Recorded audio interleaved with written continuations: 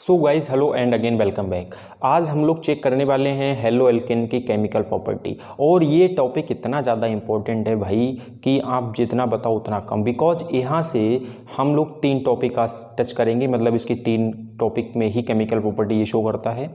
Number 1 dehydrohalogenation, number 2 reaction with metal, और देखेंगे nucleophilic substitution reaction. मतलब इसमें 2 टाइप SN1 SN2, ये तो बहुत ज़्यादा इंपॉर्टेंट है। इसके बेस पर अरेंजमेंट आया करता है रिएक्टिविटी का ऑर्डर एंड स्टेबिलिटी का ऑर्डर अरेंज करने को। हमें IUPAC नाम दे देता है कंपाउंड के, बोलता है SN1 के अकॉर्डिंग इनकी increasing order of stability arrange कीजिए, इनकी डिक्रीजिंग ऑर्डर ऑफ रिएक्टिविटी। इस टाइप से क्वेश्चन आप प्रीवियस ईयर उठा करके देख लो, हर पेपर में मिलेगा 2 मार्क्स का क्वेश्चन। तो इसका मतलब बहुत इंपॉर्टेंट हो गया। तो इम्पोर्टेंट हो गया, आज पक्के करते हैं 2 नंबर अपने। देखिए क्या है, हम लोग जैसे अभी मैंने बताया, हम आपको आज सिखाने वाले हैं chemical properties of halo alkane. ठीक है, इसका मतलब गाइस क्या है, पहले मैं आपको ये बोलता हूँ कि ये कितनी टाइप की रिएक्शनें शो करता है। ये किया करता है 3 टाइप की रिएक्शनें शो। Number 1 dehydrohalogenation. नंबर 2 वाला बहुत ज़्यादा इम्पोर्टेंट है, जिसे हम बोलते हैं न्यूक्लियोफिलिक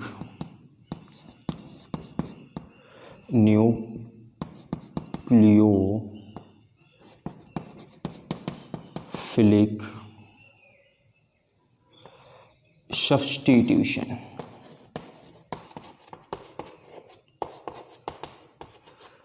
ठीक है। Number 3 reaction with metal. तो ये जो 3 टाइप की रिएक्शन है ये शो करता है। हम एक एक को पकड़ते हैं और फिर इसका पूरा ट्रीटमेंट करते हैं बढ़िया से। ठीक है, क्या है सबसे पहले वाला, देखिए मैं हटाता हूँ बाकियों को, केवल एक को रखता हूँ। और ये क्या है, डिहाइड्रो। बस इसका नाम आप समझ लो, नाम समझ लिया, नाम का मतलब समझ लिया तो इसका काम हो गया। डी मतलब रिमूवल, क्या होता है, रिमूवल। हाइड्रो मतलब हाइड्रोजन, हेलोजन मतलब तो आप जानते ही हैं, समझ गए ना। मतलब रिमूवल किसका होना है, HX का रिमूवल होना है, एक हाइड्रोजन का और एक हेलोजन एटम का। इनका जब रिमूवल होता है किसी रिएक्शन के अंदर तो उसी को हम बोल दिया करते हैं क्या, डिहाइड्रोहेलोजिनेशन रिएक्शन। फॉर एग्जांपल, आपके पास कोई हेलो एल्केन हुआ करता है। ठीक है, यहाँ पर गैस सॉरी CH2 आने वाला है। ठीक है, अब जब यहाँ पर कुछ होता ये है, इसको एक्चुअली हम लोग एलिमिनेशन रिएक्शन भी बोल सकते हैं। क्या बोल सकते हैं, एलिमिनेशन रिएक्शन भी बोल सकते हैं। ठीक है ना, एलिमिनेशन रिएक्शन भी आप इसको बोल सकते हो, बिकॉज यहाँ से क्या एलिमिनेट कुछ हो रहा है, एलिमिनेट कुछ हो रहा है, इसका मतलब इसको हम एलिमिनेशन बोलेंगे, बिल्कुल बोलेंगे। अब यहाँ से देखिए होता क्या है, इस रिएक्शन को कैसे प्रोसीड करते हैं वो चेक कीजिए। देखिए इस वाले कार्बन से लगा है कोई हेलोजन, तो इसका मतलब ये वाला हो गया अल्फा कार्बन। बहुत पड़ा है कैनिजारों में, एल्डोल कंडेंसेशन में, हर जगह ये चीज़ पड़ी है। और उसके नेक्स्ट वाला हो गया बीटा कार्बन। बताओ, तो इस रिएक्शन में कुछ ऐसा होता है कि अल्फा कार्बन से हेलोजन, ध्यान से सुनो बात को, अल्फा कार्बन से हेलोजन और बीटा कार्बन से हाइड्रोजन मिलकर के एक मॉलिक्यूल का रिमूवल होता है और हमारे पास प्रोडक्ट आ जाता है। इसका मतलब गाइज यहाँ से H अगर जाएगा तो यहाँ CH2 बचेगा, CH2। यहाँ से X चला गया, यहाँ भी क्या बचेगा, CH2। तो इसका मतलब यहाँ पर क्या बनेगा, डबल बॉन्ड आएगा। ठीक है, इसका मतलब ये है कि इसमें अल्कीन का फॉर्मेशन हुआ करता है।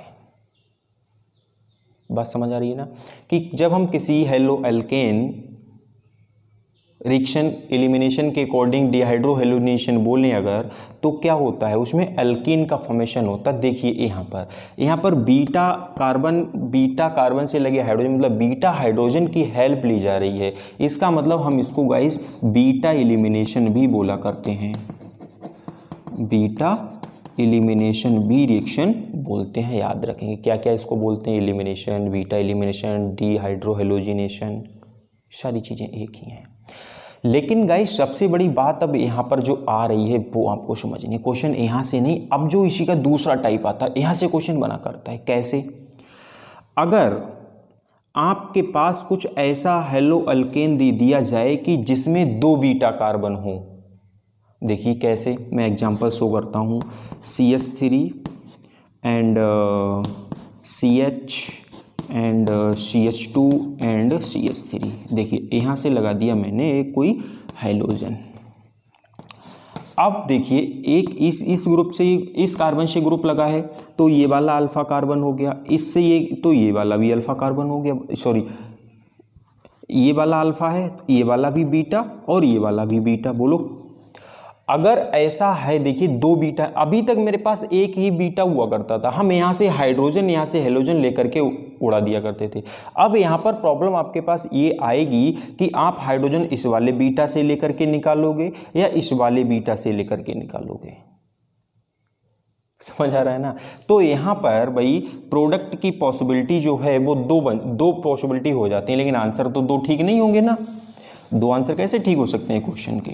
तो इसका मतलब ये है कि इसमें जो हमारे पास प्रोडक्ट बन सकते हैं वो क्या क्या। मान लीजिए किसी ने क्या किया, यहाँ से हाइड्रोजन निकाल दिया तो इन दोनों के बीच में डबल बॉन्ड बनेगा, तो क्या आएगा इसके according product? CH3 CH double bond, अब यहाँ पर क्या आ जाएगा? CH और ये CH3। दूसरी चीज़, किसी ने क्या किया, यहाँ से हाइड्रोजन निकाल दिया तो यहाँ पर डबल बॉन्ड बनेगा और क्या बनेगा प्रोडक्ट? CH3। यहाँ पर CH2 आ जाएगा, जब एक चला जाएगा तो डबल बॉन्ड। दूसरी चीज CH CH2 एंड CH3। ठीक है, ये बात 2 प्रोडक्ट जो ये हमारे बन गए हैं, तो इनमें ठीक कौन सा होगा? ठीक का मतलब ये बोले कि मेजर प्रोडक्ट कौन सा होगा। सो गाइज इसको समझाने के लिए आ जाता है सेट-ज़ॉफ रूल। कौन सा? बस इसको याद करो।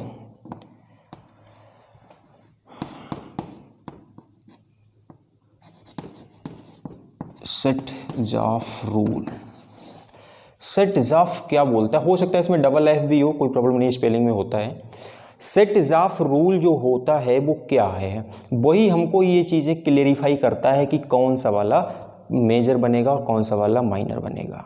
वो ये बोलता है कि जो हमारा एल्कीन फॉर्मेशन होता है ऐसे केस में, तो वो वाला एल्कीन मेजर फॉर्म में फॉर्म होता है जिसमें डबल बॉन्ड से लगे, डबल बॉन्डेड जो कार्बन होता है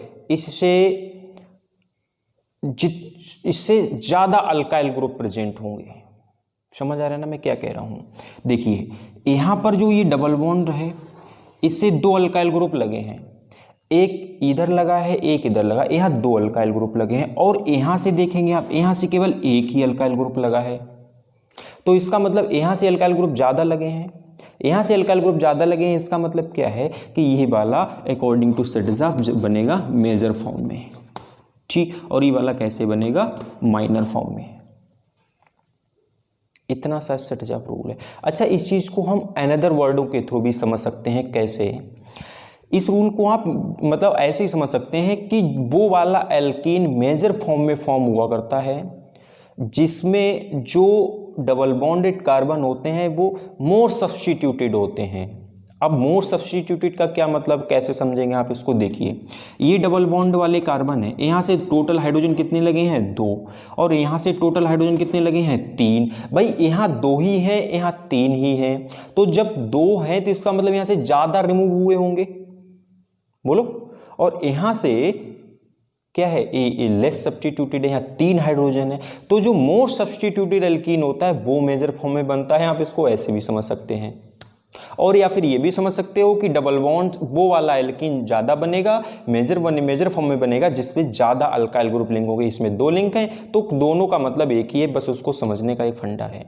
सो गाइज ये है हमारा क्या? एलिमिनेशन रिएक्शन नंबर 1 टाइप का। आई होप क्लियर हो गया होगा। सेट-ज़ॉफ रूल की आप स्टेटमेंट याद मतलब माइंड में रखो, अपना कॉन्सेप्ट क्या है बस उठा करके लिख दिया उसको। उसके रूल क्या है, अगर हमें फिल इन द ब्लैंक वाला क्वेश्चन आता है तो उसमें पूछ सकता है मेजर कौन सा है और माइनर कौन सा है और कौन सा बनेगा क्या होगा, कहीं ना कहीं इसका यूज़ खूब होता है। ठीक है, सो अब हम लोग बात करते हैं सेकंड टाइप वाले क्वेश्चन की। जो मतलब सेकंड टाइप की जो केमिकल प्रॉपर्टी होती है ये भैया बहुत ज़्यादा इंपॉर्टेंट है, बहुत ज़्यादा इंपॉर्टेंट, जितना बोलो उतना कम है। ठीक है, तो इसका मतलब क्या है कि हमको ये समझना चाहिए बहुत अच्छे से। तो कैसे है, क्या है, हमने बोला था आपको नंबर 2 टाइप वाला क्या था वो, nucleophilic substitution reaction, nucleophilic substitution. लेकिन ये नाम तो ऐसा आ रहा है, लेकिन जो इसका रिप्रेजेंटेशन होता है वो गाइस कुछ ऐसे होता है। मतलब न्यूक्लियोफिलिक सब्स्टिट्यूशन रिएक्शन को हम लोग ऐसे शो किया करते हैं, एस और उसके सफिक्स में बोलो या बराबर में बोलो तो एन लगा दिया जाता है। न्यूक्लियोफिलिक सब्स्टिट्यूशन रिएक्शनें होती हैं। अब देखो इसके नाम से क्या हम निकाल रहे हैं, न्यूक्लियोफिलिक सब्स्टिट्यूशन मतलब जो कोई न्यूक्लियोफाइल होगा वो सब्स्टिट्यूशन करता होगा। मतलब जो अल्काइल हैलाइड की बात करें या हेलो एल्केन बोलें, बात एक ही है, उनमें जो कोई सब्स्टिट्यूशन होता है वो किसके थ्रू होता है, न्यूक्लियोफाइल के थ्रू। न्यूक्लियोफाइल समझ आ रहा है ना, न्यूक्लियोफाइल वो स्पीसीज होते हैं जिन पर कोई अनशेयर्ड इलेक्ट्रॉन पेयर प्रेजेंट हो या नेगेटिव चार्ज हो, इस चीज को हम बोल सकते हैं। मतलब न्यूक्लियस लविंग स्पीसीज वो न्यूक्लियोफाइल बोले जाते हैं। तो न्यूक्लियोफाइल के थ्रू सब्स्टिट्यूशन इनमें होता है। और टाइप की जो रिएक्शनें होती हैं कैसे होती हैं, देखिए थोड़ा एग्जांपल मैं दिखाता हूँ आपको। मान लीजिए आपने ये एग्जांपल लिया कि CH3 CH2 एंड Cl, आपने इसका वाटर से रिएक्शन कराया H2O। ठीक है, तो यहाँ से H, ठीक है, क्या होगा इसको हम ऐसे भी तो लिख सकते हैं, बताओ, तो HCl निकल जाएगा और OH यहाँ लग जाएगा, मतलब CH3 CH2 एंड OH।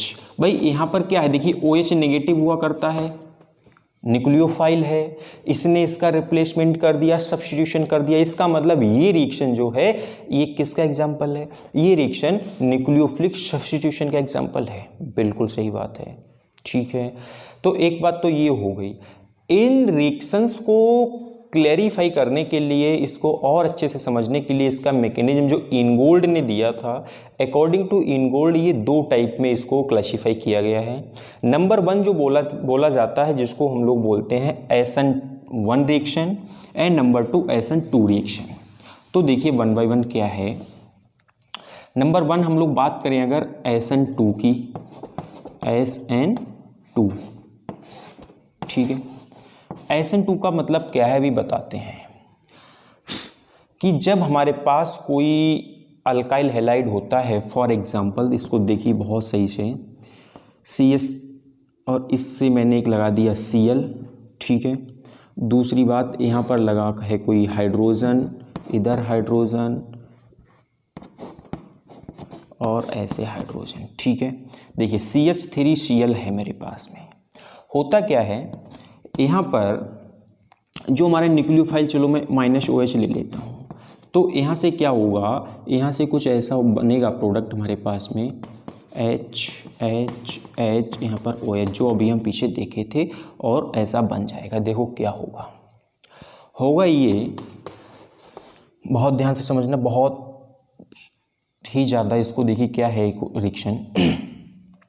इस रिएक्शन में जब इसकी काइनेटिक स्टडी की जाती है तो वहाँ से ये पता चलता है कि इस रिएक्शन का जो रेट है, इस रिएक्शन का जो रेट है वो दोनों रिएक्टेंट मॉलिक्यूल पर डिपेंड करता है। मतलब जो रेट है वो दोनों मॉलिक्यूल की कंसंट्रेशन पर डिपेंड करता है, इस पर भी एंड इस पर भी, CH3Cl, इन दोनों की कंसंट्रेशन पर डिपेंड करता है।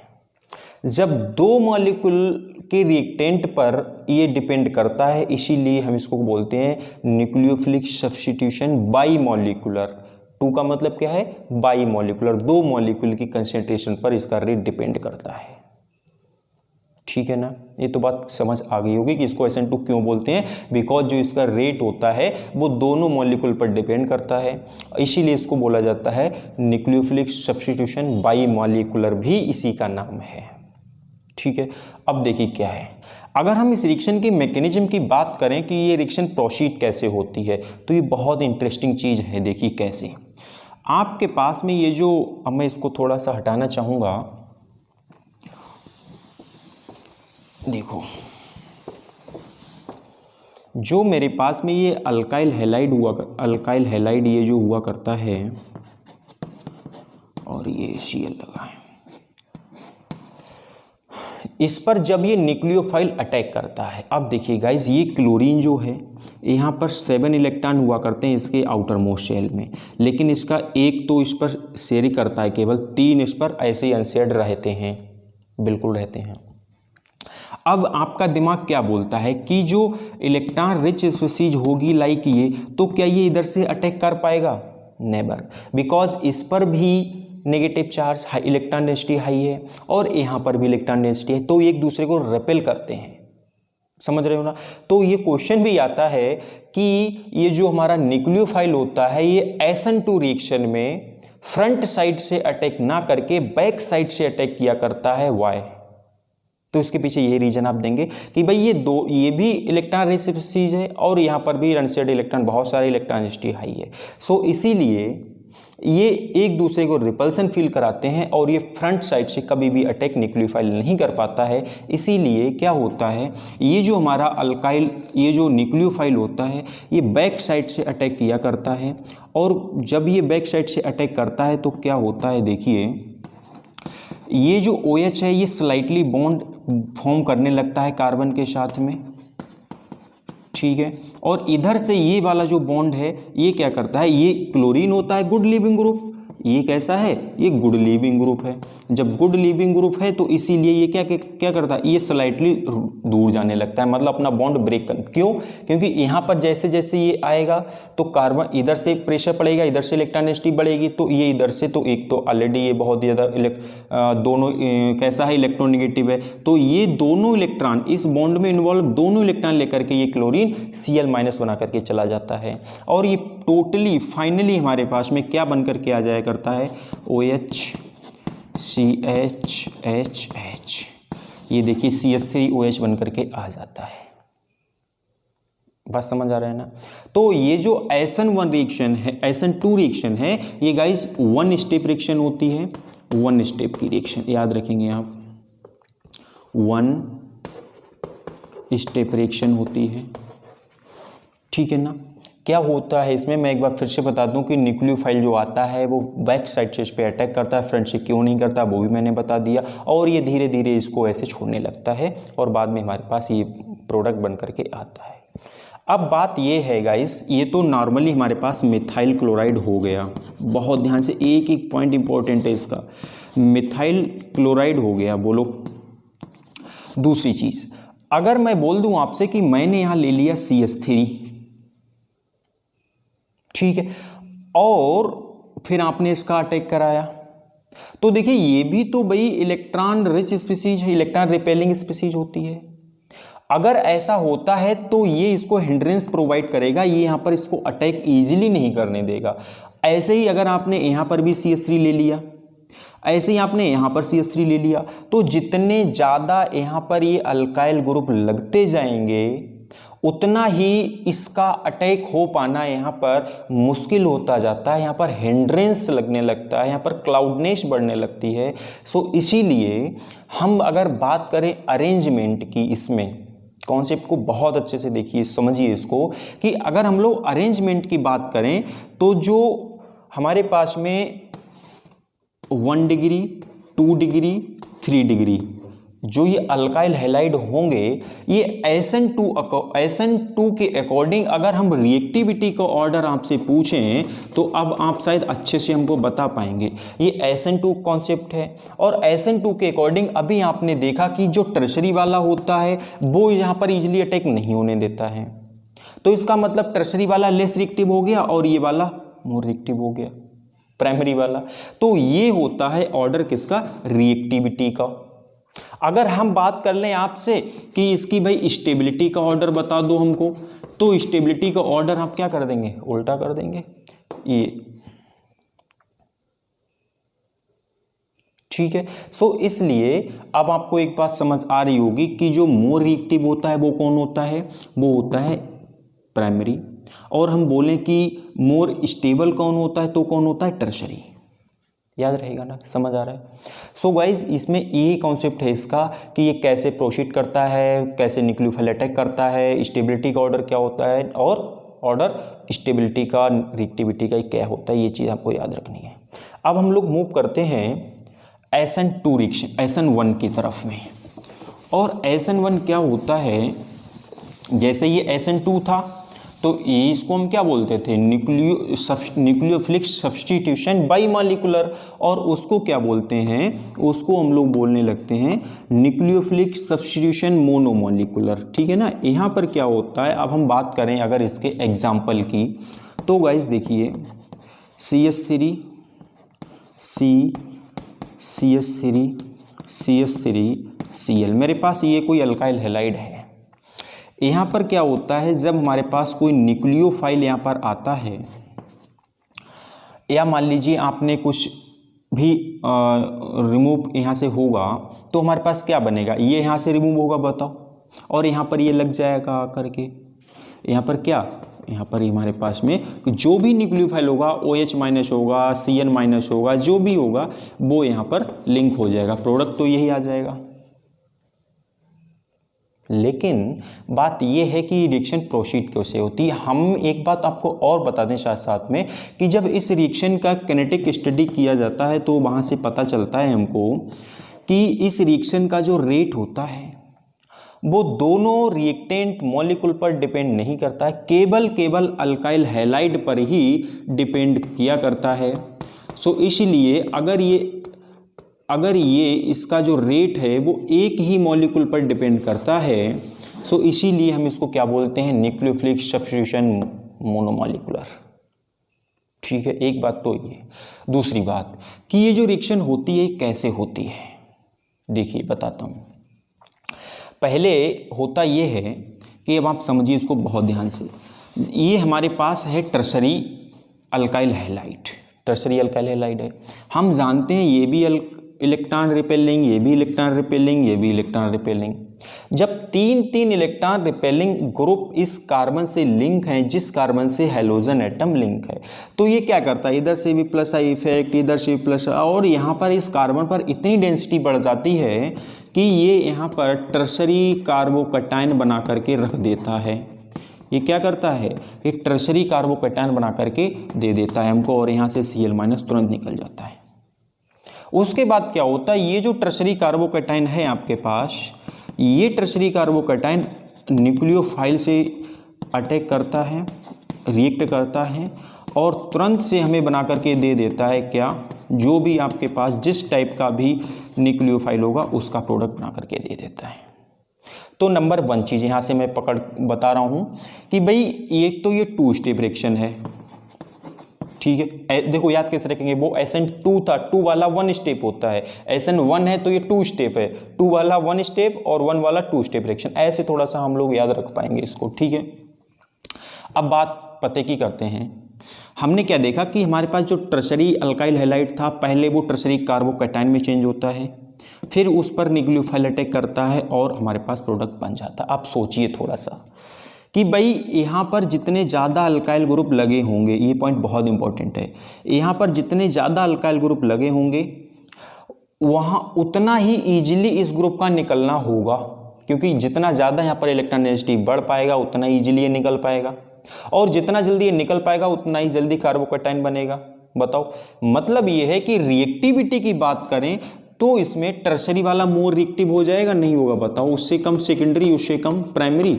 ये बात किसकी समझ नहीं आई कि भाई यहाँ से अगर अल्काइल ग्रुप निकलेगा जितनी जल्दी तभी तो रिएक्टिविटी इसकी बढ़ेगी, और जब ये तभी पॉसिबल है जब यहाँ से जितने ज़्यादा अल्काइल ग्रुप लगे होंगे। वही हो रहा है, तो इसका मतलब टर्शरी वाला मोर रिएक्टिव, और अगर स्टेबिलिटी की बात करेंगे तो इसी का अपोजिट ऑर्डर कर देंगे आप, प्राइमरी वाला। तो ये कैसा होगा, ये प्राइमरी वाला कैसा हो जाएगा, इस केस में, किसके केस में, SN1 के केस में। ये चीज़ है इसमें, SN1 और SN2। कोई दिक्कत नहीं है, आप इनके कॉन्सेप्ट को अच्छे से रखेंगे याद, इनके ऑर्डर को, इनके, अब आपको करना क्या है, देखिए हमारे पास जो क्वेश्चन आता है उसमें हमें IUPAC नाम दे देता है अल्काइल हैलाइड के, तो हमें पहले उनके स्ट्रक्चर बना करके देखना पड़ता है कि भाई ये कौन सा वाला सेकेंडरी है, कौन सा प्राइमरी, कौन सा टर्शरी, वो हमें स्ट्रक्चर बना करके पता चल जाएगा। उसके बाद वहाँ पर ये क्लियर करता है कि SN2 के अकॉर्डिंग अरेंज करो। अरे भाई SN2 के अकॉर्डिंग अगर अरेंज कराएगा हमसे रिएक्टिविटी या स्टेबिलिटी, तो हमें पता रहता है ना कि SN2 में टर्शरी वाला कैसा होता है, मोर रिएक्टिव होता है, तो बस टर्शरी वाले के बस वही कॉन्सेप्ट लगा कर कर दो। NCERT में बहुत सारे क्वेश्चन है, उठा करके देखो जल्दी से, इंटेक्स्ट क्वेश्चन भी है, एक्सरसाइज में भी है, ठीक है।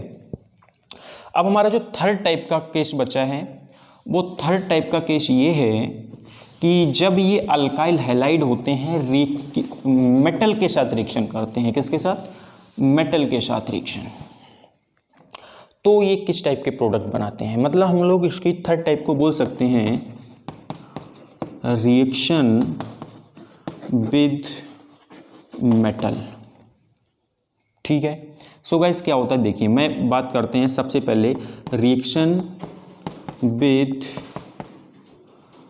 मैग्नीशियम ले लो, रिएक्शन विद मैग्नीशियम। देखिए अल्काइल हैलाइड आपके पास में है, ये अल्काइल हैलाइड मैग्नीशियम से रिएक्शन करता है और क्या बना देता है, RMgX बना करके देता है। मतलब क्या बन गया ये, तो भाई ये बन गया हमारे पास ग्रिग्नार्ड रीजेंट। बोलो RMgX ये तो होता है ग्रिग्नार्ड रीजेंट। तो ग्रिग्नार्ड रीजेंट तो बहुत ज़्यादा इंपॉर्टेंट कंपाउंड है, कितने ज़्यादा सारे ऑर्गेनिक कंपाउंड बना करके रख देता है, ठीक है। सो इस चीज़ को आप माइंड करेंगे, ध्यान रखेंगे कि अगर मैग्नीशियम के साथ में अल्काइल हैलाइड रिएक्शन करता है तो वो ग्रिग्नार्ड रीजेंट का फॉर्मेशन करता है। और अगर बात करें तो हम लोग इसी तरह ये भी बोल सकते हैं कि रिएक्शन विद सोडियम, हम किसी भी अल्काइल हैलाइड का अगर रिएक्शन करा देते हैं सोडियम से, तो गाइस देखिए क्या होता है, बहुत स्पेशल रिएक्शन है ये। होता क्या है कि इसके दो मॉलिक्यूल, इसको हम कुछ ऐसे भी शो करेंगे और इजी होगा देखना। हमने बोला दो मॉलिक्यूल, तो दो मॉलिक्यूल ऐसे शो कर सकते हैं, इसी को ऐसा उलट करके लिख लेंगे एंड लाइक दिस, ठीक। और इसके दो मॉलिक्यूल देखिए 2NaX निकल जाएगा, यहाँ से क्या निकल जाएगा, और ये हमारे पास क्या बचेगा, हमारे पास बनेगा CH3 और ये CH3। बोलो ये वाला CH3, ये वाला CH3, यही तो बन गया, और हमारे पास में ये 2NaX निकल जाएगा। अब देखो आप देख क्या रहे हैं, इस रिएक्शन को बोला क्या जाता है, इस रिएक्शन को बोला जाता है वर्ड्स रिएक्शन। कौन सा, वर्ड्स रिएक्शन, याद रखेंगे, ठीक, ओके। नंबर 1 चीज, जो हमारे पास अल्काइल हैलाइड हुआ करता है जितने कार्बन वाला, ठीक है, उससे ज़्यादा नंबर के कार्बन का अल्केन हम इससे बना लिया करते हैं। कन्वर्जन में इसका बहुत यूज है, बहुत हेल्प लेंगे इसकी, ठीक है ना। तो क्या है कि अगर आपको कार्बन इंक्रीज करने हैं तो आप इस रिएक्शन की हेल्प ले सकते हैं, ठीक है। देखिए हमारे पास एक कार्बन था, 2 कार्बन वाला कंपाउंड मिल रहा है, तो असेंडिंग ऑफ कार्बन वाले जो टाइप्स ऑफ कन्वर्जन होते हैं उनमें इस चीज़ की कहीं ना कहीं हम लोग हेल्प जरूर लेंगे। सो इस चीज़ को ध्यान से देख लीजिए, आप क्या बोलते हैं, वर्ड्स रिएक्शन, ठीक है।